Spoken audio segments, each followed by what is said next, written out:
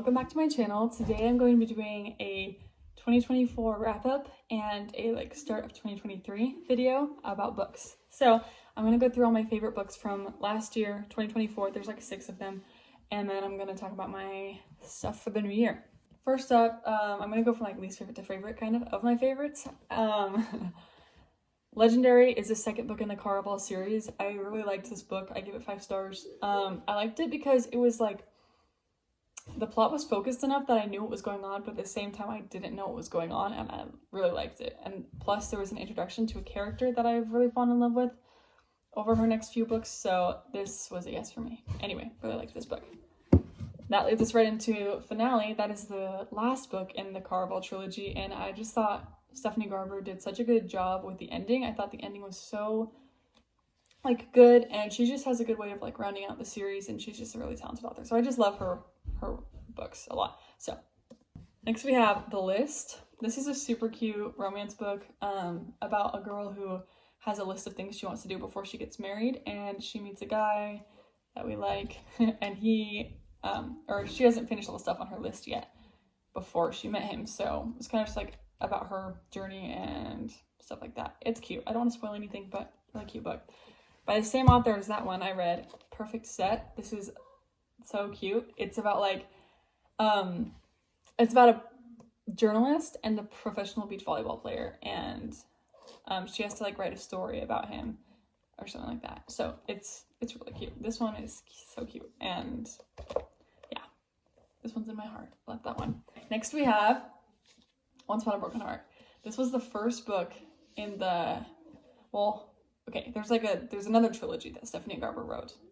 So there's Caraval, and then there's the Once Upon a Broken Heart trilogy, and so good, so good. This trilogy was so good.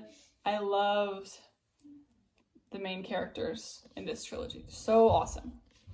They're just so good. I love them. So this book was so magical, and so it just reeled me in. I wasn't actually super into it in the first half of the book, and then by the second half though, I got really invested, and then I loved the next book after this one. So this one makes the top 10 or the top 6, I guess. But this was so good. I love the magic, and the main character was so likable. I just loved her a lot. So I was I really related to her. So this was just a win for me. Highly recommend this one. Daughter of the Pirate King. This book was so good. I just love pirates. Everyone's got different tastes and styles. I love pirate books, apparently. I read this one and The Daughter of the Siren Queen, the next one. I love pirate books and pirates. I love Pirates of the Caribbean, the movies. I love for some reason, every time I open this book, I just I love pirates. So this was a huge yes for me. I read it in December, so just recently, but I really loved it. Also, this is a signed edition, not to subtle flex. I got a signed edition.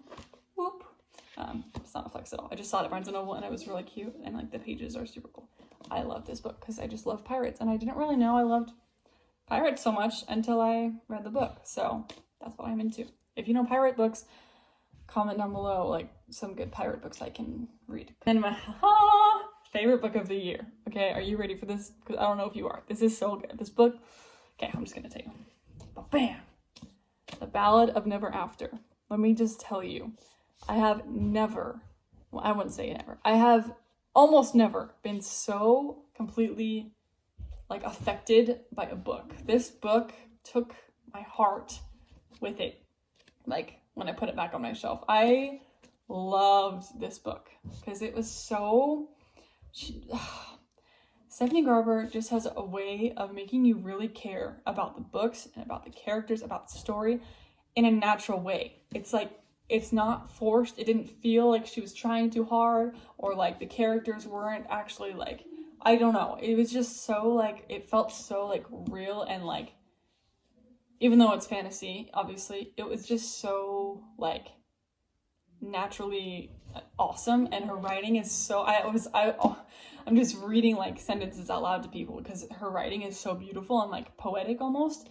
And just the main characters and the whole story and her endings are crazy and awesome. And I just was so hooked on this book. And then after I finished reading it, I was just I couldn't stop thinking about it for I couldn't. It was so crazy. My review on Goodreads is so long, and I just love this book. I cannot say enough good things about it. I encourage, if everyone is like, what book should I read? I would say this book right here is so good. Special place in my heart. This book, I kid you not, was like the coolest thing, because I hadn't read a book I loved in probably a hot minute. So like this book was just like, loved it, you know?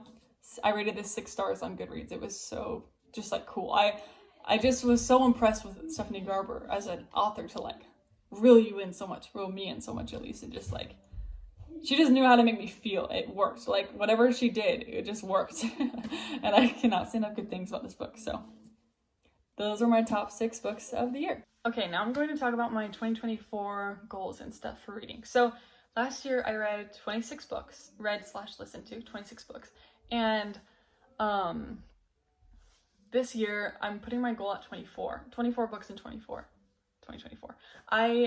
I'm not the fastest reader. I also don't take too long to read books. I'm kind of in the middle, but I feel my goal last year was 30 and I didn't make 30. And I realized there's this really cool YouTuber I watch who does book stuff, and her name's Delaney Smith. And she had this video right when I like needed to hear it, and she was like, said something like, it's not about how many books you read, it's not about like whatever, it's not about goals, it's about enjoying reading in the process, which is so funny that I forgot, like I wasn't enjoying reading. Like I was trying to read short books that I didn't want to read just so I could get my goal, which was kind of dumb.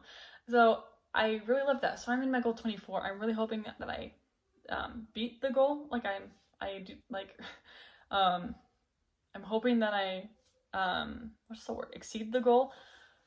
But if I don't, like, it's not a big deal, you know, it's just a goal. So I'm not gonna like stay away from big books just so I don't get my goal, or just to make sure I get my goal. Does that make sense? Anyway, that's why my goal is 24, which is less than last year. My reading goals, it's basically the main one is like not worrying so much about how many books I read, you know?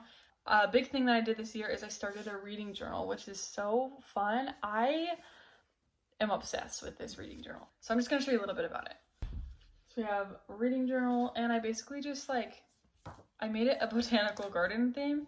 I did like a 2024 wrap-up page. I did like a 2023 wrap-up page. And the 2024 thing, it's basically, you just like track your reading and you track all your goals. It's so fun. This is my physical TBR. It's just so fun. You just do like all kinds of stuff.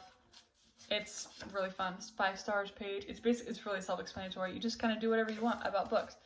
Favorite book of the month bracket. It's fun. So I'll do a video on this, I think. There's so many things you can do with this. It's been a blast for me to do this. It takes a lot more time than I thought it was going to, but it has been so fun. So that's something new that I started this year, which I've really enjoyed, and I'm excited to fill it up at least a 1/5 of the way for 2024. Okay, my reading goals. Read 24 books. Read a historical fiction. I never have read a historical fiction before, which is kind of crazy, but I haven't. And so I actually got this one for Christmas. It's called Salt to the Sea. I'm gonna read that hopefully soon. I'm excited about that. And then read Pride and Prejudice, because I actually gave up on that book. Yeah, I gave up on Pride and Prejudice, unfortunately, because I only read 50 pages and then I couldn't do it anymore. But I know I can do it this year. Read at least half my physical TBR. Hopefully, I really want to read at least half. This is my physical TBR, and I just bought another book. So, and then read a mystery or thriller. I've only read one mystery before, and that was Good Girl's Guide to Murder, which is really good, but I've only read one. So, and then read a childhood favorite. I really want to read like A Land of Stories, or like something that I really liked from my childhood. That sounds so fun to like go back and read like something that you really loved, you know? And then some of my challenges are read a book in one day, read a book that's more than 500 pages, which is, I'm reading one that's more than 500 pages now. I didn't put it too high because I didn't want to be like searching for a book. I want to just like kind of find one and be like, oh good, like, you know, and then give a book a second chance, which is probably going to be Pride and Prejudice or whatever other books that I have that I need to try again. And then read a book based on its cover, which I am going to do, and I already have the book for it. So anyway, thank you guys for watching. This has just been a small little 2023 wrap up and 2024 like starting thing, and I'm really excited about this year, and I'm excited for this channel. I just kind of started it. It's not really I don't really have many videos yet, but I'm excited to post book content on here. So thank you guys for watching, and I will see you next time.